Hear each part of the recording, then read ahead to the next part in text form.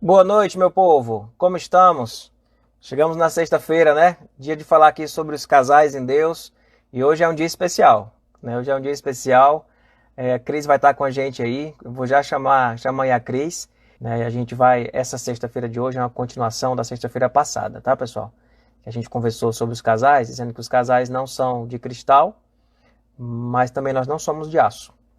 E nós somos, na verdade, é de barro.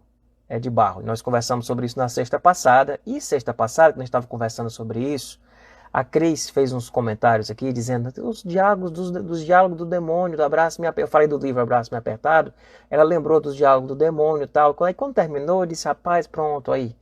Vai ser a Cris. Vai ser a Cris. E aí resolvi convidar a Crisinha para estar aqui com a gente hoje nessa conversa. Nessa conversa que nós teremos aqui. Eu vou aqui já chamar a Cris. Oi, Cris! Oi, Udis. Tudo bom, fia? Tudo bem? Deixa eu me enquadrar aqui. Quando entra assim, fica mais. Eu tava falando do negócio das musiquinhas, Cris. Começar com uma musiquinha, eu boto uma musiquinha. Aqui. Não é que a galera começa as lives, né? E fica esperando o povo entrar. Né? É, Então eu boto uma musiquinha aqui, boto a musiquinha no começo, e aí sempre escolho uma. Hoje foi Thiago York, dia especial. Essa música pra mim acho tinha que estar nos nossos cultos. que acaba até fazendo um certo filtro. Quem quer ficar mesmo para ver o assunto e tudo, vai esperar a música, vai falar com quem estiver entrando, né? Então eu acho que acaba realmente é, é uma forma, né, de aquecer aí, porque às vezes quando eu começo as lives, eu começo a ver quem está entrando, quem está falando. Aham. Né? Tipo, acabei de ver a Ju aí, a Aninha, tipo, a Ju tá sempre lá nas minhas lives, lá no meu Instagram. Então, assim, eu gosto de ficar vendo o povo e falando com o povo, sabe? Mas eu acho que é uma forma também de aquecer pro pessoal e conversando, né? Eu, por exemplo, vi tua mãe entrando, aproveitei. Pois é, e o pessoal fica fazendo isso, né? Como o pessoal se conhece muito, né? O pessoal que está na live se conhece muito, eles, tipo, funciona sozinho, sabe? Não precisa, eles mesmos se conhecem e vão falando com o outro, e eu fico sem querer atrapalhar esse momento, eu fico sem querer interromper esse momento. É E verdade, nesse tempo de isolamento, né? Como está sendo significativo a gente se encontrar. A gente se encontrar numa live, veio ver alguém na live. né? Essa interação, esse relacionamento. Que foi igual E ao Cris, primeiro culto online, era todo mundo, né? pronto, era, você devia ter falado nada, só deixar o pessoal, fulano e Que tal, era só tipo, tipo, que saudade de tu, mulherzinha, não sei o quê. Então, assim, é legal essa interação dos comentários aqui. Eu sempre fico, às vezes, na dúvida se eu devo deixar ou não os comentários, né? Eu fico sempre na dúvida de fazer isso. Mas eu vou deixar aqui, se eu perceber que está atrapalhando a visualização, o pessoal reclama porque quem está embaixo fica muito no rosto também, né, Cris? Uhum. Então, dependendo de como for aqui, eu vou desativar um pouquinho. Clica na minha cara que fica só os dois últimos, dá para me ver. Já tá assim aqui na minha, pelo menos. Então não tem problema. Eu acho que às vezes tiro quando eu vou fazer algo muito expositivo, porque me desconcentra um pouco, Fica sem né? Então, querer quando às vezes desprezar os comentários, né? é difícil, às vezes eu não consigo. Quando eu vejo, eu já estou lendo, mas quando é algo assim. Mas geralmente, dependendo do tema, é legal que a gente interage, acaba acrescentando aí alguma coisa. Crisinha, deixa eu fazer aqui uma introdução, certo? É uma introdução básica. Pessoal, quem me conhece sabe que desde que eu sou gente pastor, né? Que eu sou gente em igreja falando, sempre dialoguei muito com a psicologia, né? Dialoguei muito com a psicologia, no sentido da teologia, conversando com a psicologia. Os meus discursos e minhas pregações, ela dialoga muito com a psicologia, né? Como xereta mesmo, né? Alguém que lia, que ia vendo, ia fazendo as conexões entre a teologia e a psicologia. Para mim, existem conexões fantásticas, tremendas, entre a psicologia e a teologia, entre a psicologia e o evangelho. E eu tenho feito isso na minha abordagem, vamos assim dizer, que a minha abordagem, a gente fosse dizer, tem pastor que tem uma abordagem mais teológica social, teológica política, teológica, a minha teológica psicológica, tipo uma reflexão teológica muito, dialogando muito com o campo de conhecimento da psicologia, com a criatura humana, os sentimentos, de falar muito de sentimento, de falar muito daquilo que tem a ver com as relações, né? Então sempre tive muito isso. Fui ver umas pregações antigas minhas quando eu tinha 23 anos, 24 anos, e eu já tinha Tá essa vendo? vocação, assim, essa veia para falar sobre esses assuntos. Né? Então, tenho sempre feito isso. Hoje estou fazendo psicologia, né? Eu estava hoje entregando um trabalho enorme aqui sobre psicologia da infância, né? E vai entregar esse trabalho hoje. Estou fazendo psicologia, porque é um campo que eu me identifico muito. E quando eu penso em chamar a Cris aqui, eu estou chamando a Cris aqui como uma amigona, como alguém que caminha junto, como psicóloga, né? Justamente para a gente fazer esse bate-bola aqui hoje. Né? Esse bate-bola eu aqui falando da teologia, do evangelho, ela falando da psicologia, e tem hora que eu vou falar da psicologia, e a Cris fica à vontade para falar do evangelho também. E a gente vai, cada um no seu lugar aqui, mas entrando um pouquinho no lugar do outro sempre que quiser, Uhum. a gente poder fazer essa conversa sobre casal, sobre vida a dois, né? Essas coisas que permeiam a vida de um casal. E na semana passada, só para fazer esse aquecimento aqui, a gente conversou sobre essa coisa de que nós somos de barro. Né? E um versículo que me tocou muito, muito na semana passada, e eu acho que esse nosso encontro hoje é uma continuidade da semana passada, foi aquele texto de Jó. Quando Jó diz, eu vou só colocar aqui rapidinho, quando Jó diz, eu sou igual a você diante de Deus, eu também fui feito do barro, por isso não lhe devo inspirar temor, e minha mão não há de ser pesada sobre você. Tem muita sabedoria nessa fala do Eliú, quando chega para Jó, dizendo, olha, eu sou igual a você. A gente falou isso sobre os casais, né? Eu sou igual a você. Eu sou feito de barro igual a você. Eu sou vulnerável igual a você. Eu erro igual a você. Eu sou pecador igual a você. Eu tenho minhas crises igual a você. E por isso não quero lhe causar temor. Eu não quero lhe causar temor. E a minha mão não há de ser pesada sobre você. Eu achei esse texto me impactou muito semana passada, né? Porque ele fala de uma abordagem, é um encontro, esse encontro de Eliú com Jó, é um encontro onde Eliú deixa claro, no começo do encontro, que ele estava vindo ali como igual, ele estava vindo como alguém falho, e estava vindo com alguém que estava disposto a agir com misericórdia. Né? A minha mão não há de ser pesada sobre você. E é justamente isso que às vezes é tão complicado, né, Crisinha, na relação a dois, porque nós temos os nossos medos, as nossas vergonhas, né, diante da nossa dificuldade de falar sobre as nossas culpas, são muitas, são muitas. Nós temos muitas culpas, né, culpas no sentido de falhas, de nosso lado, nossos erros, nós temos muitas culpas e temos muita dificuldade de falar sobre elas, né, de falar sobre as culpas e de falar sobre a nossa, os nossos erros, as nossas vulnerabilidades, as nossas limitações, que às vezes não é culpa, às vezes é uma fraqueza, Uhum. é uma fraqueza. Né? E o casal, às vezes, tem dificuldade de ter essa conversa nesse ambiente, assim, de igualdade, né, em relação a isso. E eu disse assim, a gente faz esse recorte do casal, mas até mesmo, né, primeiro antes quero agradecer o convite, é sempre bom estar aqui com a minha igreja, né, com as pessoas aí que depois que eu mudei para Bahia e vim para São Paulo, assim, é sempre bom esse momento da gente estar junto, conversando, encontrar algumas pessoas queridas aí, então, muito bom estar contigo e conversar sobre isso. E aí, eu diz assim, quando a gente fala de casal, sobre essa dificuldade de falar sobre vulnerabilidade, etc., a gente faz esse recorte, que é muito comum.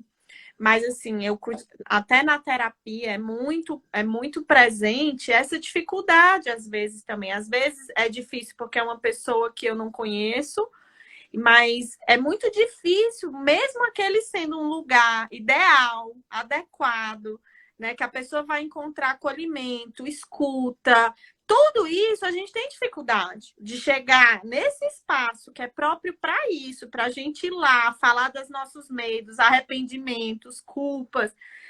A gente às vezes faz todo um processo aí de a pessoa conseguir, né, eu chamo de dar dignidade à vulnerabilidade, que é muito o trabalho da Brené Brown. ela está dando dignidade, ela está dizendo, olha, pessoal, somos todos, o ser humano tem uma necessidade de conexão, a gente tem sentimentos de vergonha, medo, culpa. Então, assim, é muito comum, até quando os pacientes chegam em processo terapêutico, ter todo um trabalho, né? A depender de como ele encara, assim, de como ele se olha. E, assim, para você ver como isso é tão forte, às vezes o casal, que é o lugar que às vezes, vamos dizer, é se esperado, né? A gente se conhecer mais, a gente ter mais liberdade, muitas vezes é o lugar que a gente mais encontra medo, não encontra espaço para se apoiar, não encontra espaço para falar de culpa, de erro, de limitação. Não, né? É um lugar, assim, que se a gente for pensar diante de um contexto cultural e social, é um lugar, não. Eles estão juntos, eles estão se apoiando, eles decidiram compartilhar a vida, né? Mas às vezes é o lugar que a gente às vezes mais encontra, ou então que a gente acaba transferindo os nossos medos. Como tem uma convivência muito intensa, né? Às vezes a gente, depois de uma história toda de vida, a gente vê que a gente não consegue, né, ter essa dignidade para falar de vulnerabilidade. É sempre muito assustador, né? O outro vai embora, né? O outro vai embora se eu falar de erro, se eu falar de culpa. E às vezes a gente tem uma cultura de que vai mesmo, né? Essa cultura é muito presente na nossa sociedade, de que as pessoas, né, assim, quando a Brené Brown começa lá, o título do livro é coragem, a gente tem que ser corajoso hoje. Para ser imperfeito, né? Para poder passar isso. Porque é um valor na nossa sociedade que ele está muito deturpado, né? As pessoas estão buscando uma perfeição e eu costumo usar a metáfora de que é como subir um monte que a pessoa nunca chega no topo, porque não existe perfeição. Então você vai viver escalando uma coisa que nunca vai chegar. E aí as pessoas ficam exauridas, cansadas e começam a usar mil artifícios, né? Entre eles o que a gente vai falar bastante hoje como acusação, para tentar chegar, às vezes, até nessa perfeição, né? Assim, a perfeição de si, eu acuso o outro. É muito difícil até mesmo eu encarar os meus erros, as minhas limitações. Então, eu jogo para o outro joga para mim. Porque se eu me mostrar imperfeito, a pessoa vai embora. Internamente, é muito isso. Às vezes, nem vai. Mas, internamente, a gente tem essa cultura, né? Assim, da educação, dos lugares, né? Uma vez eu vi o Cortella falando uma coisa sobre aulas, né? Que, assim, aquele momento que a pessoa diz assim, que o professor pergunta, você tem uma dúvida? Aí fica a sala toda, cri, cri, cri, né? Por quê? Porque dizer que tem dúvida não é legal, é vergonha. Eu entendi tudo, né? Então, assim, isso é um recorte de como a nossa cultura não está acostumada a lidar com a dúvida, com a incerteza, com a limitação. Está todo mundo, às vezes, muito intenso nessa busca por perfeição. E os casais acabam refletindo aí que é a célula mínima da sociedade. E, Cris, sobre essa coisa dos casais, né? Eu acho que a relação do casal, ela tem um complicador nesse processo. Porque, assim, eu estava falando quarta-feira para os pais sobre isso, né? Para os pais dizendo assim, dê segurança ao seu filho que independente da coisa que ele fizer, ele vai continuar sendo seu filho.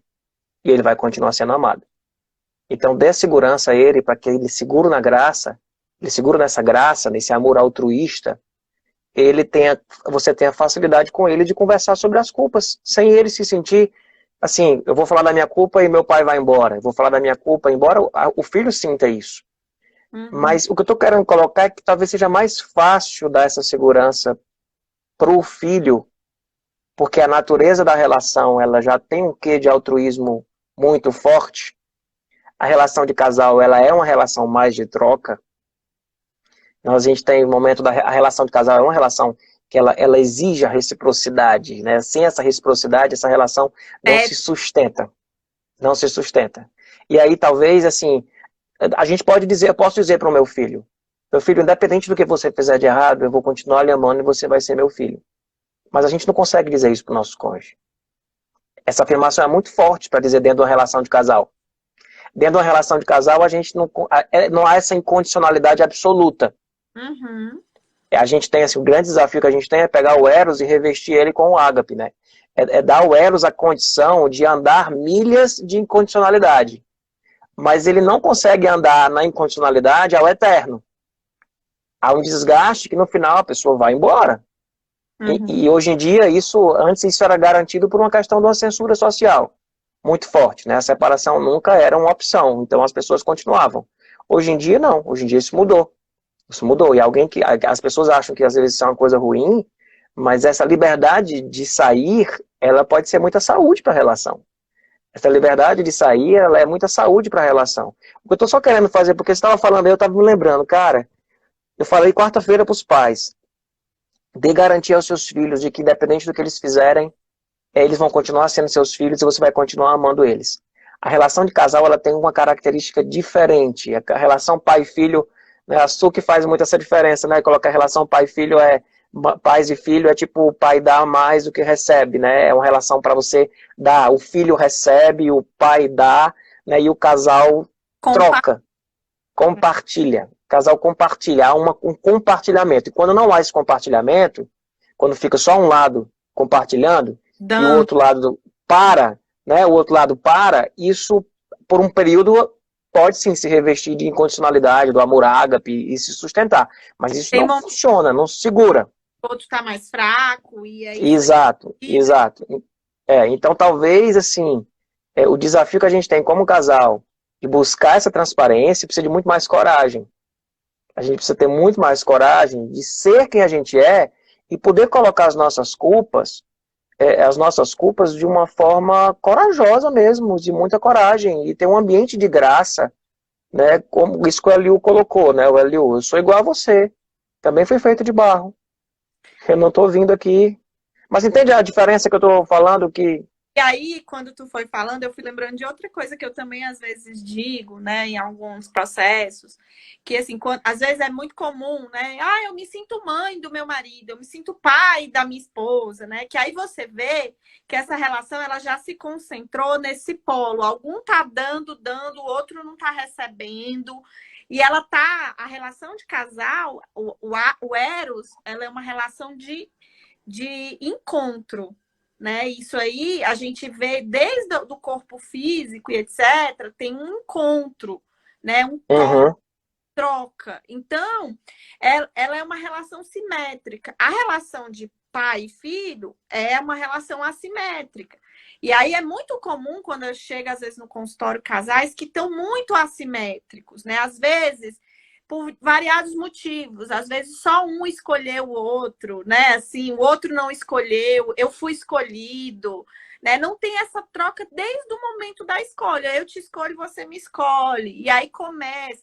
Aí, assim, principalmente quando você entra muito imaturo numa relação conjugal, tem grandes chances de você ir para a relação simétrica assimetricamente. Ou como filho, ou como pai, ou como mãe. E muitos casais se diluem por causa, né, desse papel. Eu vou mãe, eu vou pai, eu cuido só dela, ela não cuida de mim, eu cuido dele, eu faço tudo, e ele não faz.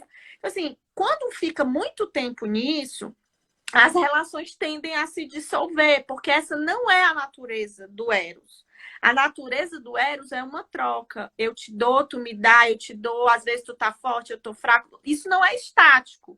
Eu não gosto de dizer equilíbrio, porque equilíbrio dá uma noção de estático. Eu gosto de dizer harmonia. Né? Tem harmonia. Horas que o marido tá mais forte, tem horas que eu tô mais fraca, tem horas que eu tô mais forte no sentido de alguma vivência, alguma experiência, algum momento no trabalho. Então existe essa, vamos dizer, essa coisa sim, que é harmoniosa. Mas quando fica assim, aí tende a se dissolver. E eu falo muito isso às vezes, Hilde, que também a gente tem que tomar cuidado, às vezes, porque às vezes a gente é meio mãe do marido, a gente é meio pai da esposa, porque lá dentro existe, dentro de todo homem existe um menino. E dentro de toda mulher existe uma menina. Só que, lógico, quando a gente não trabalhou esses conteúdos internamente, ele só aparece a menina, só aparece o menino na relação.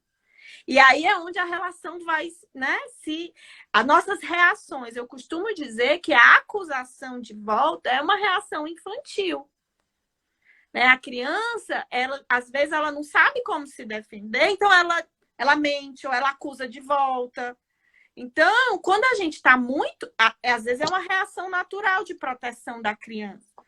Né? Então, assim, a gente às vezes precisa ser meio mãe, às vezes meio irmã, no sentido de compartilhar, rir, brincar junto, né? Mas o problema é quando a gente fica só nesses lugares, entendeu? Mas muitos casamentos também, às vezes, se dissolvem porque a gente não pensa assim. Parece que é uma coisa, eu tenho que toda hora dar e receber, e ser uma coisa assim, né? Parece que na hora que o outro tá mais fraco, às vezes eu preciso dar mais, eu preciso acolher mais, eu preciso ter mais paciência, que a pessoa não tá bem, né? Ser um pouco mais mãe nesse sentido, mais incondicional. Né? Tem horas que a gente vai ter que mostrar um pouco desse amor. Eu aguento as pontas, tá tudo bem, né? Que é um pouco que pai e mãe faz, né? É. As pontas, vamos lá, eu te botei no mundo, eu vou te carregar aqui, entende? Então, eu lembro Uhum. também que é uma coisa bem comum. E eu acho assim, que se é verdade que a relação do casal ela é diferente da relação de pais e filho, porque a relação pai e filho ela é assimétrica e a relação casal ela tem essa coisa mais simétrica. É, como é que a gente equilibra essa coisa no discurso da culpa? Eu acho que talvez assim um dos pontos seria, eu vou usar uma linguagem bíblica, é nós entendermos que somos todos pecadores, né? A gente começar já daí, tipo, somos todos falhos. Não existe um perfeito na relação. E quando a gente pega casal, você deve ter pego já, e já peguei várias vezes, você pega um casal onde chega os dois e você vê que há um vilão e um anjinho, né? Há um ruim e um bom. Né? A primeira coisa que a gente tem que fazer no aconselhamento é tentar equilibrar essa balança que está desequilibrada. Tentar equilibrar essa visão de que um é maravilhoso e o outro é o problema. Né? Quando, na verdade, todos nós somos feitos de barro. Dela ou dele, né? Não é um problema do casal. É, como se fosse assim, o problema desse casal é ela. O problema desse casal é ele. Né? Acho que a primeira coisa que a gente tem como desafio, às vezes, como conselheiro, é tentar mostrar que esse que está achando que é bom, ele não é tão bom, e esse que você está achando que é o ruinzão aqui não é também tão ruim. É lógico que às vezes há um pior do que o outro. É lógico. Eu costumo dizer que esse há um pior é que tem um menos amadurecido na sua personalidade. Sim, sim. Um estado pior do que o outro.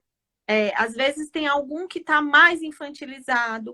E claro, aí chega, às vezes, tem situações, por exemplo, de essa infantilização e alguns transtornos mentais que a pessoa pode ter. Isso realmente nos leva, né?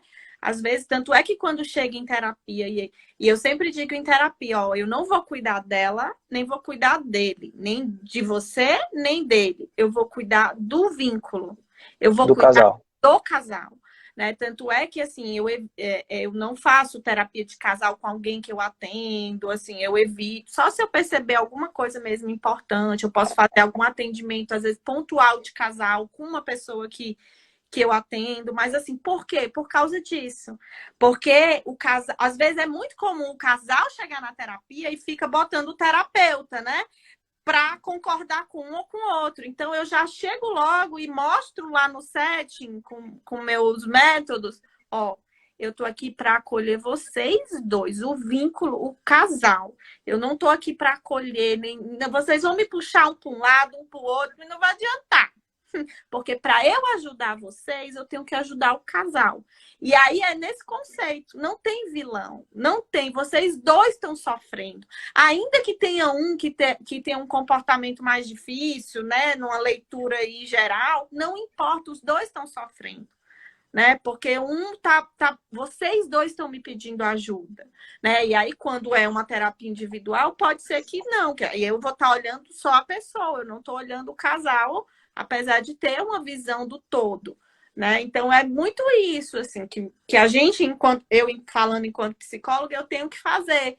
eu tenho que dizer, ó, vamos olhar para vocês, vamos olhar para a relação. Não vai adiantar dizer que um tá errado, que o outro tá certo, porque isso tá esse nó é do casal, é da relação, né? Aí, lógico, né, Ildes, que às vezes acontece, não, é o terceiro relacionamento e tá acontecendo a mesma coisa, né? A situação se deu. Geralmente você tem uma dificuldade e se conecta com pessoas que complementam a tua dificuldade.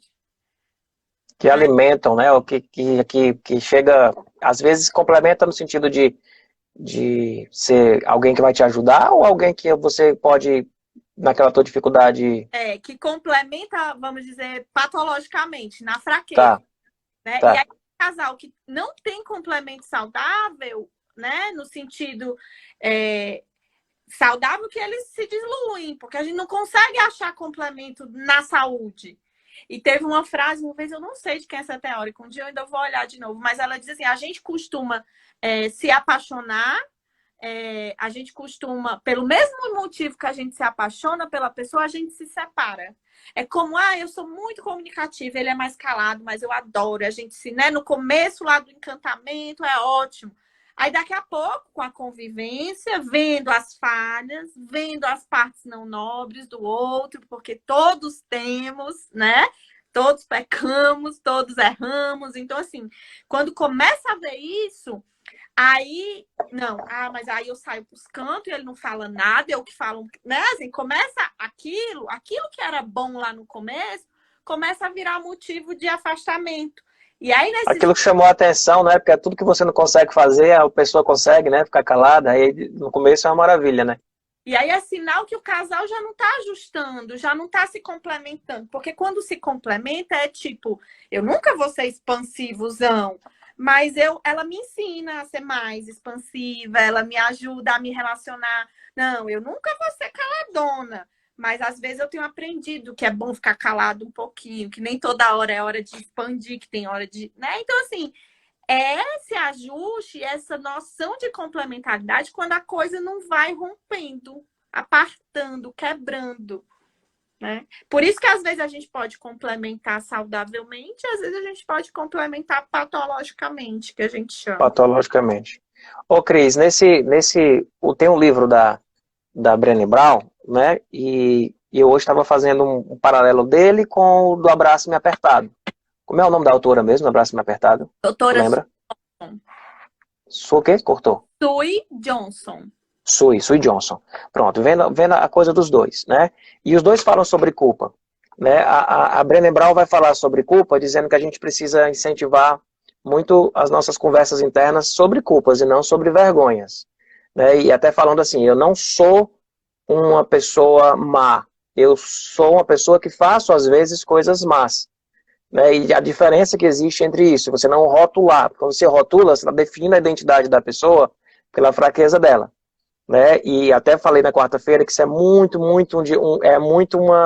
uma estratégia numa linguagem mais religiosa e bíblica, tudo é uma estratégia satânica, né? De Satanás mesmo, de acusação, de afetar a sua identidade a partir daquilo que você fez. Você é aquilo que você é sobre você. Adjetiva, né? E ela fala para isso como exercício.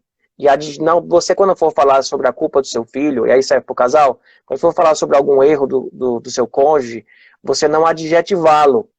Você falar sobre o erro sem adjetivar a pessoa. Porque uma coisa é dizer, você mentiu, mas você mentiu. É diferente de eu dizer, você é um mentiroso. Eu sou bipolar, né? Eu sou, como é que chama? Vários nomes, categorias, rótulos, né? Que a saúde mental também vai dando, né? Isso é muito comum. A gente começa a se ver, a gente não consegue ampliar a lente para além daquilo, né? Você define pela doença, né? Você define como se eu sou borderline, eu sou bipolar, eu sou depressivo, eu sou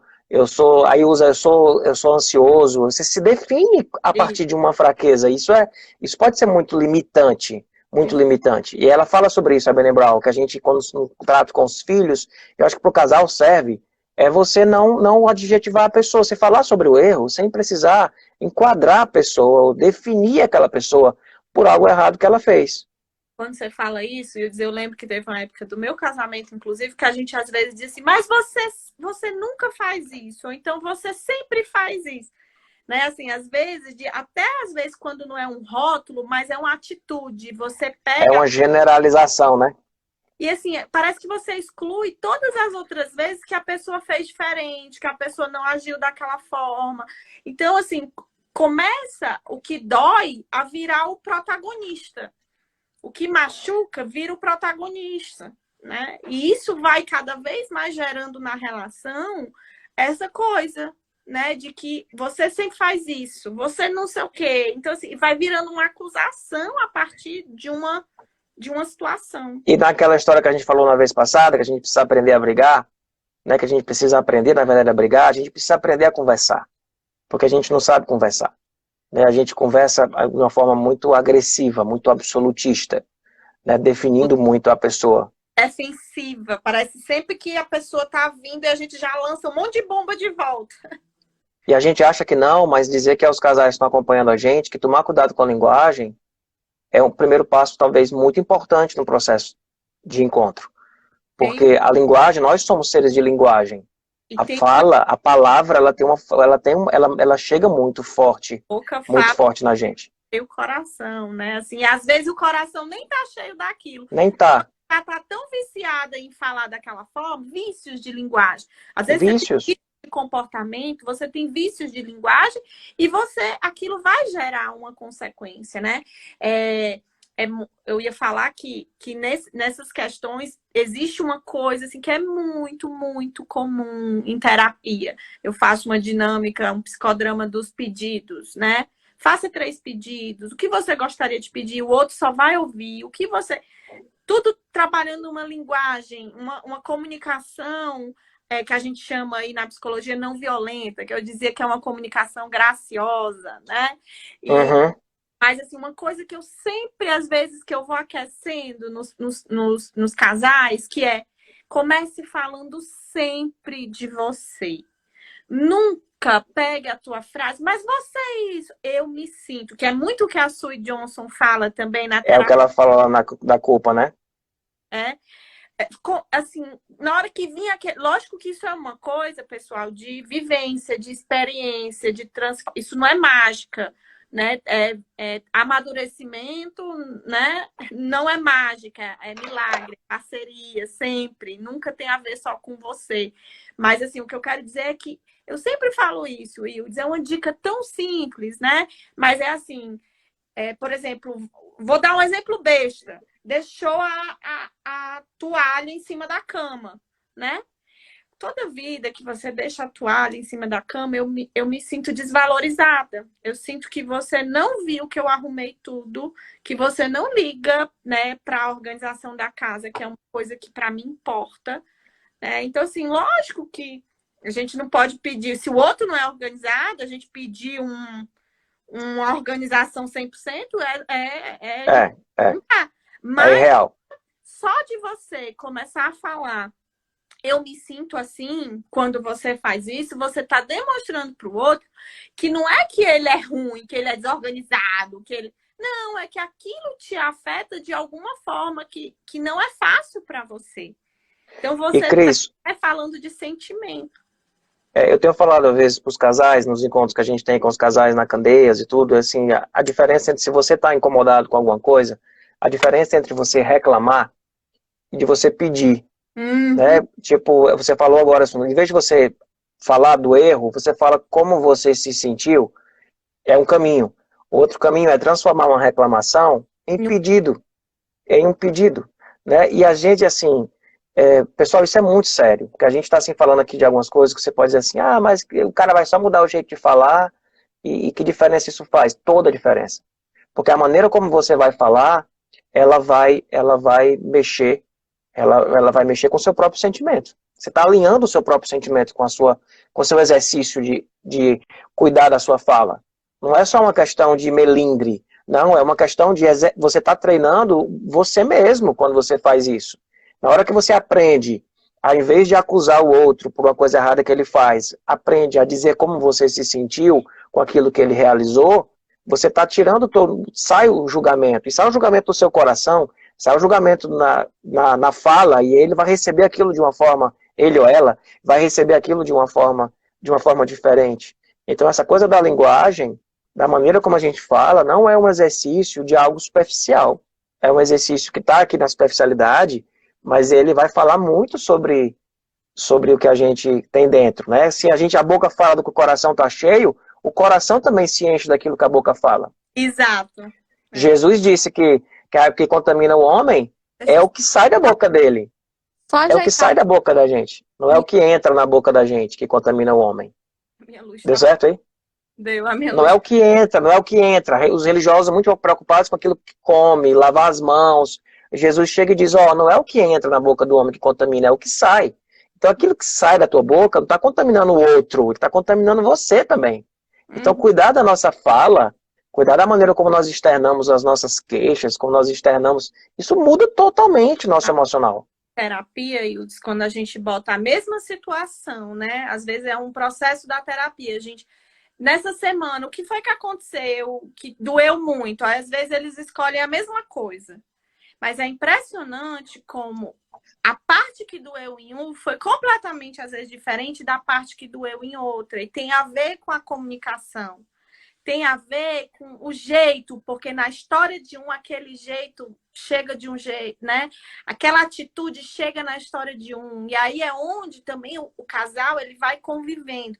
Teve uma pessoa que falou aqui, quando você diz 1000 vezes, né? Às vezes quando primeiro que a gente tem que aprender a conviver com a frustração. Não é porque a gente fala bem e fala com graça que o outro vai mudar, né? Isso não pode ser uma manipulação, né? Isso não é controle. Exato. Mas, às vezes, a gente pode estar falando mesmo de uma forma legal e o outro não ouvir, e aí a gente está precisando de um aprofundamento para entender por que o outro não escuta, por que é feito de verdade um pedido e nunca é atendido. Porque é normal, né? Às vezes a gente... Até que ponto atender esse pedido também é tão... Porque, às vezes, tem pontos de tensão do casal, que ele usa situações... Eu não vou mudar nessa situação, mas não é por causa dessa situação. É por causa de mágoa, é por causa de outras coisas. Aquela situação é só a situação, vamos dizer assim, o ponto de tensão, né? Então, assim, às vezes quando você vai ver um casal que briga muito por organização, não é a organização que eles estão falando. Eles estão falando de outras coisas, de outros sentimentos, e que muitas vezes tem a ver com isso, com essa falta de acolhimento, de perceber o outro como ele é, dessa graça, dessa condição, né, de que foi acumulando e que aí ele fica muitas vezes não agindo, não ouvindo, para poder dizer, não, é outra coisa, né? Às vezes uma forma até inconsciente de você dizer, não vou atender isso, porque se eu atender isso, aí a gente vai seguir a vida e tem outras coisas que doem. Às vezes a pessoa não tem consciência disso, por isso que o processo terapêutico é tão importante. Mas geralmente essas situações assim que a pessoa não escuta de jeito nenhum, elas são pontos de tensão que estão refletidos aí. Ou às vezes, Cris, também, assim, uma expectativa que você tem de que a pessoa seja uma coisa ou se comporte de uma forma específica, que ela não vai se comportar. Então, às vezes, assim, a frustração, às vezes, ela precisa pensar nisso.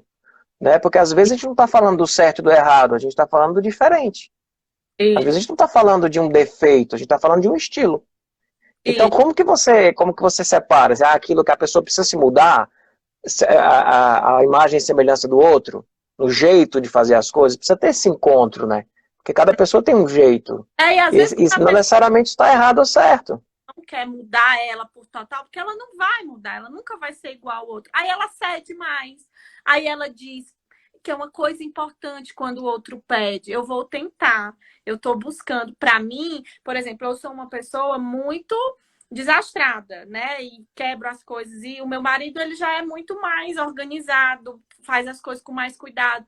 Então, eu sempre digo, hoje eu entendo a importância de eu fazer as coisas com mais cuidado, não quebrar as coisas, porque antes, né, isso era um ponto de tensão, mas eu não posso prometer, porque eu tenho mais dificuldade, né? Então é diferente, porque às vezes, para não decepcionar o outro, a gente também começa a acolher pedidos que a gente acolher pedidos de uma forma totalitária, que a gente ó, eu vou acolher o seu pedido de que eu preciso melhorar nisso, que vai te ajudar, mas eu não garanto.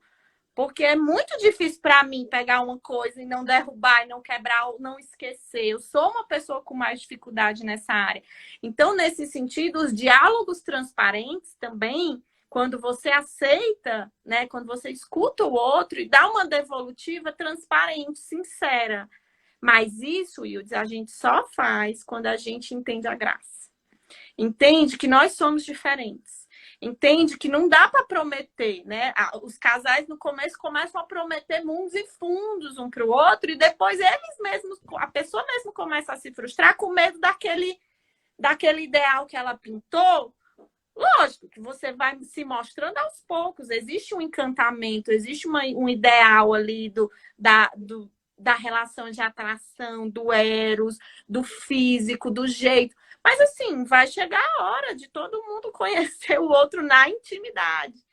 E aí, às vezes, você fica tentando segurar um negócio que não é você. E isso acaba... e essa coisa de que não é você, isso é muito forte, porque você corre o risco, e eu tenho falado isso às vezes, você se perdeu de você mesmo, tentando fazer todos os pedidos do outro. Isso. E isso é complicado, né? Então, às vezes, assim, é preciso a gente entender que esse encontro, ele vai acontecer se eu estou aqui e a minha esposa está aqui, em estilos diferentes de vida, o ponto de encontro não é nem aqui e nem aqui. Ele vai ser aqui pelo meio. Ele vai ser aqui pelo meio. Eu e a Aninha. A Aninha é muito mais organizada, né, muito preocupada com a coisa de limpeza, né, com a casa. E eu, tipo, o extremo disso. Mas com o tempo, com 20 anos de casado, eu vejo que eu peguei algumas manias dela, né? E eu já me preocupo com algumas coisas que eu antes não me preocupava. Eu não me preocupava antes, para mim não era um valor para mim, não era um valor. E hoje é, entende? Então, assim, ficou importante para mim aquilo que não era importante. E vejo ela também muito mais tranquila com o estilo, com a forma, lidando muito mais bem com isso. Já organiza, né? E aí ela aprende com a minha flexibilidade que anda junto com a desorganização. Ficou saudável, né? A gente se encontrou. Não houve anulação. Não sou eu que estou dentro da caixinha para poder agradar a Aninha e nem estou também no meu lugar de partida dizendo eu sou assim mesmo, me engula. Não mudo, síndrome da... Não mudo.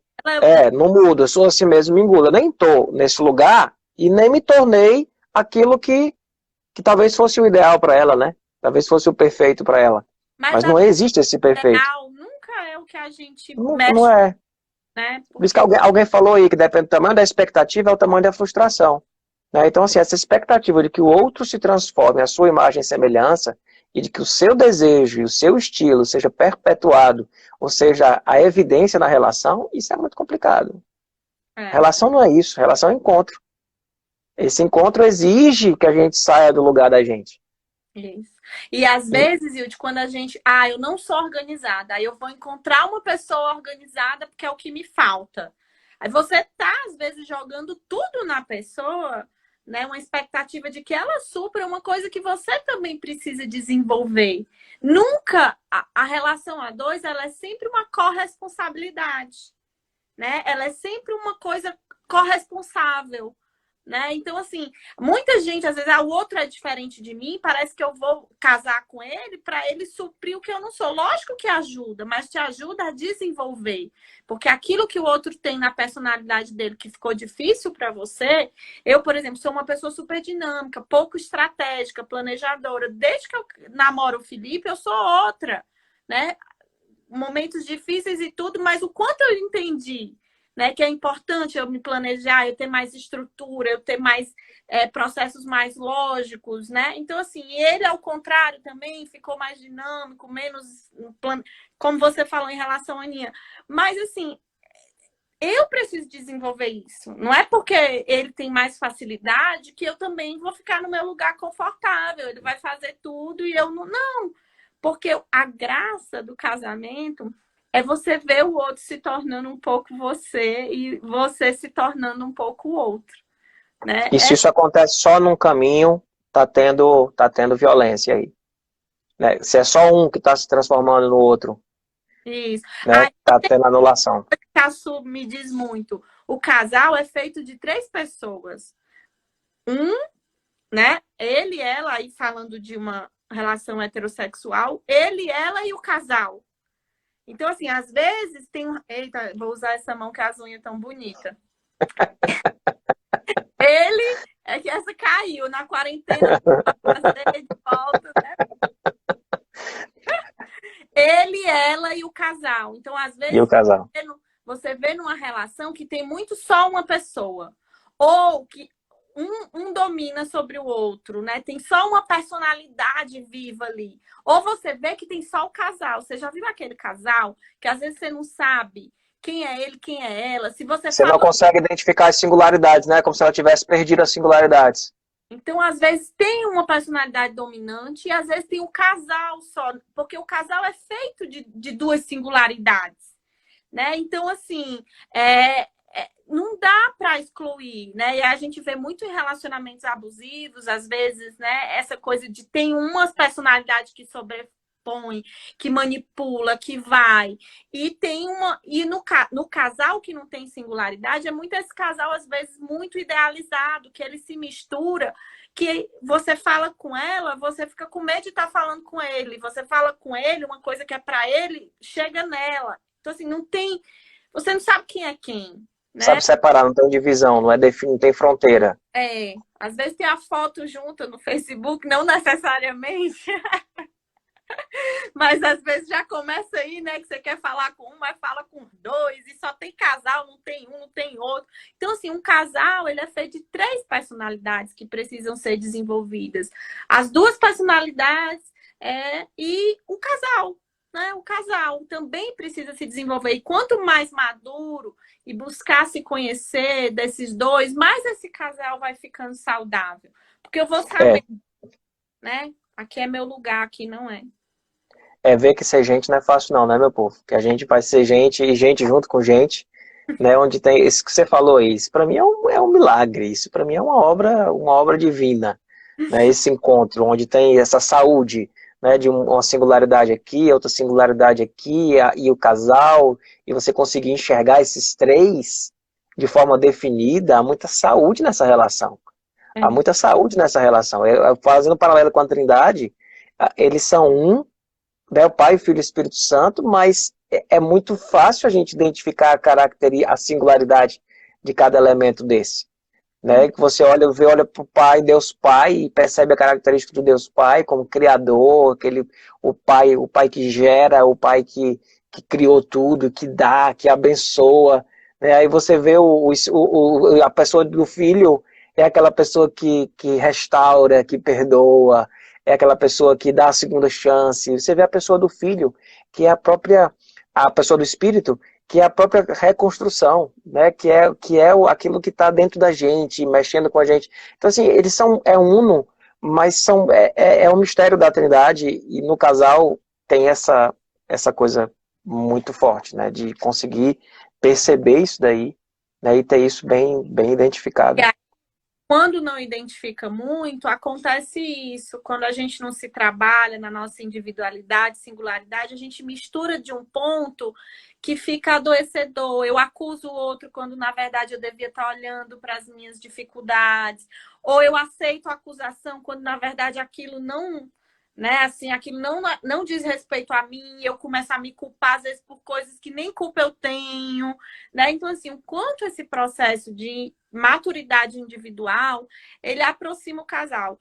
Isso foi uma coisa que você me ensinou. Eu não sou do tipo que a gente vai estar pronto nunca para se relacionar, né? A gente vai se afiando, a gente A vai gente está em construção. a partir da experiência do outro, mas sim, se você identificar na sua relação que os diálogos são sempre de muita acusação, de sentimentos sempre crises, dores, machucado, agressão, violência verbal, muitas explosões. Assim, você está precisando em si e o teu companheiro ou o casal, né? Buscar ajuda, porque isso tá uma relação que ela não sabe onde é que não tem aresta, não tem limite, não tem contorno.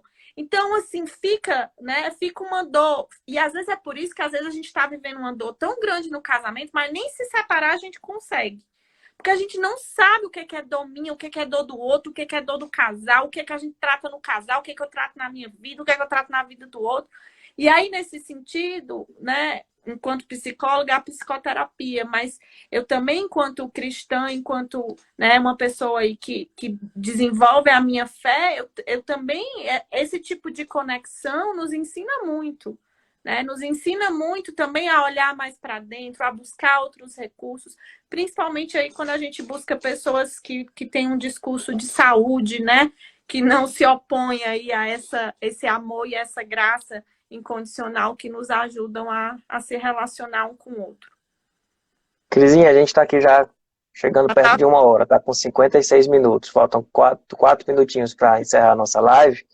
E assim, eu queria só, para quem chegou mais depois, a gente falando aqui sobre as culpas e sobre as nossas falhas, da gente ter primeiro um ambiente de graça, de perdão, de tolerância, para que nós possamos falar sobre as nossas culpas com mais naturalidade. Isso foi uma das coisas que a gente conversou aqui. E depois falamos sobre a importância da gente treinar a nossa linguagem, porque treinando a nossa linguagem, a gente está também treinando o nosso coração. A maneira como nós falamos, em vez de falar da culpa, em vez de falar, fala do seu sentimento, como você se sentiu, em vez de você reclamar, você pedir.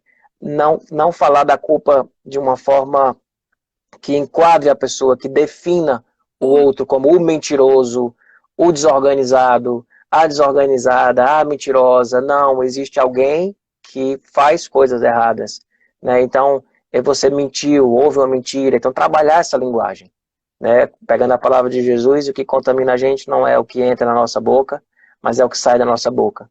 Se a gente conseguir trabalhar com a nossa linguagem e colocar a nossa linguagem com mais graça, a gente pode conseguir um resultado bem melhor aí nas nossas brigas. E que essas brigas se transformem em oportunidades de encontro. Amém. Não é isso? É isso. Resumiu muito. Crisinha, obrigado. Fiz um resuminho para quem chegou depois. Para quem chegou depois, né? Fiz um resuminho para quem chegou depois, né? A gente poder não sair sem essa coisa mais na mão. Aí né? já E Crisinha, vai e pega esse aviãozinho aqui, manda pro namorado, pro marido, pra amiga que tá em crise, compartilha, né? Que às vezes uma palavra orienta, ajuda, salva aí casamentos, né? Novas referências, verdade. novas experiências, né? Que precisam ser compartilhadas. É isso. Meu povo, semana que vem a gente está aqui. Eu não sei como é que vai ficar as lives nas próximas semanas. Né? Eu estou vendo aí se eu transformo essas 3 lives que eu estou fazendo, eu transformo em só 2. Talvez fazer uma de vida com Deus e uma de familiar, onde eu falo de filho e falo de casal, não ser um para filho e um para casal, para diminuir um pouco, porque está ficando pesado também para mim. Né? Então eu estou vendo como é que vai ser semana que vem, como é que a gente vai caminhar aí com as lives. Vocês fiquem atentos aí para poder, na divulgação e sabendo qual é o dia que vai ficar e qual é o horário. E Cris, muito obrigado. Eu que agradeço. Te amo muito, te admiro muito como pessoa, como profissional, a pessoa que você tem se tornado, o profissional que você tem se tornado, Obrigada. sabe? É muito lindo, é muito lindo, é muito especial. Isso, né? Já falei. Muito a ver com isso. Eu também te amo muito, amo muito as pessoas aí que estão aí de Fortaleza, da Candeia. Sinto muita saudade. Em breve estaremos juntos. Legal, legal. Um abraço muito grande para todos.